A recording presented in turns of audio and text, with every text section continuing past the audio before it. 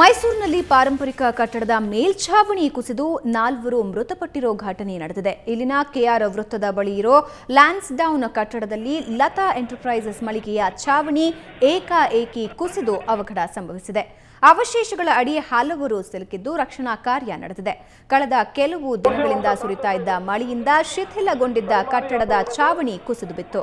ಕಟ್ಟಡದಲ್ಲಿ Lata ಎಂಟರ್ಪ್ರೈಸಸ್ನಲ್ಲಿದ್ದ DTP centre ಮಾಲೀಕ ಪ್ರಕಾಶ್ ಎಂಬಾತ ಮೃತಪಟ್ಟರೆ ಅವಶೇಷದ ಅಡಿ ಸಿಲುಕಿ ಪೂರ್ಣಿಮಾ ಅನ್ನೋ ಯುವತಿ ಸಾವನ್ನಪ್ಪಿದ್ದಾಳೆ. ಸುದ್ದಿ ತಿಳಿದು ಅಗ್ನಿಶಾಮಕ ಸಿಬ್ಬಂದಿ ಹಾಗೂ ಪೊಲೀಸರು ಸ್ಥಳಕ್ಕೆ ದೌಡಾಯಿಸಿದ್ದಾರೆ. ಕಟ್ಟಡದಲ್ಲಿ ಸಿಲುಕಿದವರ ರಕ್ಷಣೆಗೆ ಬಿರುಸಿನ ಕಾರ್ಯಾಚರಣೆ ನಡೆಸಿದರು.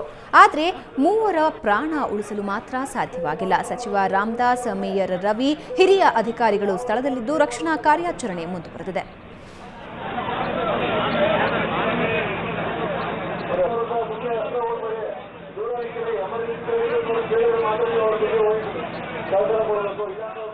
ಅದೇ ಡಿಟಿಪಿ ಮಾಡಿಸೋದಕ್ಕೆ ಅಂತ ಹೋದ್ನಲ್ಲ, ಡಿಟಿಪಿ ಮಾಡಿಸೋಕೆ ಹೋಗಿ ಕೊಟ್ಟಿದ ತಕ್ಷಣನೇ ರವಿ ನಿಂದು 8 ಮುಗಲು ಮಾಡ್ಕೊಡ್ತೀನಿ ಅಂತ ಹೇಳಿದ್ರು. ಸರಿ ಆಯ್ತು, ಒಂದು ಸ್ವಲ್ಪ ನನಗೆ ಲೇಟ್ ಆದರೂ ಪರವಾಗಿಲ್ಲ, ಬನ್ನಿ ಟೀ ಕುಡ್ಕೊಬರೋಣ ಅಂದೆ. ಹಂಗೆ ಅಂದ ತಕ್ಷಣ ಇಮಿಡಿಯೇಟ್ ಆಗಿ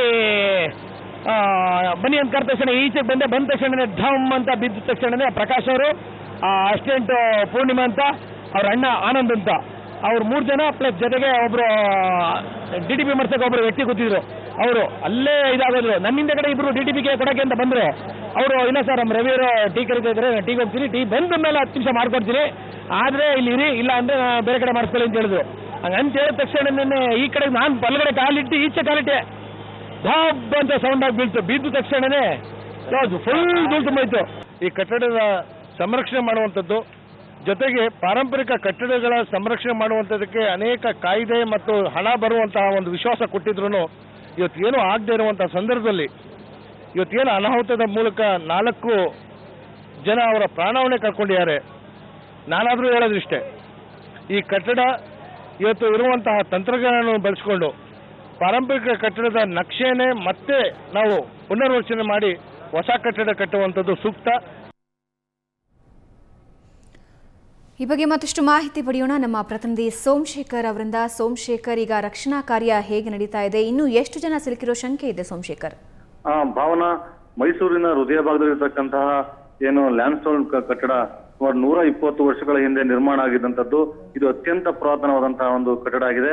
ಇದು ಕಾಲಕ್ಕೆ ಸಮರ್ಪಕವಾಗಿ ನಿರ್ವಹಣೆ ಆಗದೇ ಇರುವಂತದ್ದು ಮತ್ತೆ ಸಂರಕ್ಷಣೆ ಆಗದೇ ಇರುವಂತಹ ನಿಟ್ಟಿನಲ್ಲಿ ಇವತ್ತು ಕುಸಿದು ಬಿದ್ದಿದೆ.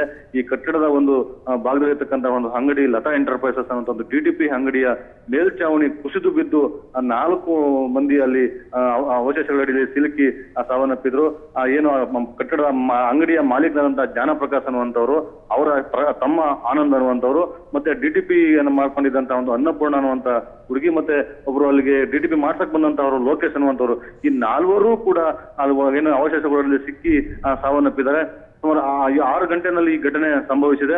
ಆವಾಗಿಂದಲೂ ಕೂಡ ಸತತವಾಗಿ 2.5 ಗಂಟೆಗಳ ಕಾಲ ನಡೆದಂತಹ ಆ ಕಾರ್ಯಾಚರಣೆಯಿಂದಾಗಿ 4 ಜನರ ಮೃತದೇಹಗಳನ್ನ ಈಗ ಹೊರ ತೆಗೆದು ಅಲ್ಲೇ ಎಲ್ಲವನ್ನು ಈಗ ಕ್ಲಿಯರ್ ಮಾಡ್ತಾ ಇದೆ. 2 JCBಗಳ ಮೂಲಕ ಸುಮಾರು 20ಕ್ಕೂ ಹೆಚ್ಚು ಮಂದಿ ಅಗ್ನಿಶಾಮಕ ದಳದ ಸಿಬ್ಬಂದಿಗಳು, ಪೊಲೀಸರು, ಎಲ್ಲ ಸಾರ್ವಜನಿಕರು ಎಲ್ಲರೂ ಕೂಡ ಸೇರ್ಕೊಂಡು ಇವತ್ತು ಆ ಕಾರ್ಯಾಚರಣೆಯನ್ನ ಮಾಡಿ ಇವತ್ತು ಮೃತದೇಹಗಳನ್ನ ಹೊರತೆಗೆಯಲಾಗಿದೆ.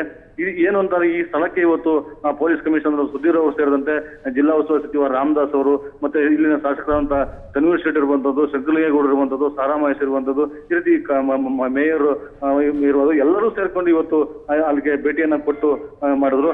ಈಗ ಸರ್ಕಾರದ ವತಿಯಿಂದಾಗಿ 1 ಲಕ್ಷ ರೂಪಾಯಿ ಪರಿಹಾರವನ್ನ ನೀಡಲಾಗ್ತಾ ಇದೆ ಅನ್ನುವಂತಹ ಒಂದು ಮಾತನ್ನು ಕೂಡ ಈಗ ರಾಮದಾಸ್ ಅವರು ಹೇಳಿದ್ದಾರೆ. ಭಾವನಾ, ಓಕೆ ಸೋಮಶೇಖರ್, ಈಗ ಸದ್ಯದ ಪರಿಸ್ಥಿತಿಯಲ್ಲಿ ಅಂಗಡಿಯಲ್ಲಿ ಬೀಳೋದಕ್ಕೆ ಮುಂಚೆ ಕಂಡಂತಹ ಯಾರು ಪ್ರತ್ಯಕ್ಷದರ್ಶಿಗಳಿದ್ರೆ, ಆ ಸಂದರ್ಭದಲ್ಲಿ ಅಂಗಡಿಯಲ್ಲಿ ಎಷ್ಟು ಜನ ಇದ್ರು, ಇದ್ರ ಬಗ್ಗೆ ಏನಾದ್ರೂ ಅವರಿಂದ ಮಾಹಿತಿ ಲಭ್ಯ ಆಗಿದೆಯಾ?